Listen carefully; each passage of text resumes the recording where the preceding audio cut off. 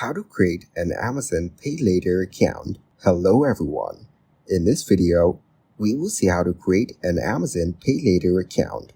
Go to Amazon Pay Later registration page on your Amazon mobile app or mobile and desktop browser. Then, enter your details as per PAN and select your date of birth. Complete your KYC. There are 3 modes of KYC completion.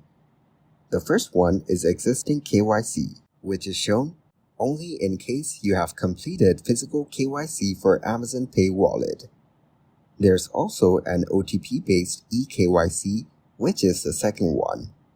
Next is an existing customer with a lending partner, shown only in case you have already completed KYC with our lending partner in the past. Then, you have to accept the terms provided here. Thank you guys for watching this video. Hope you got some value.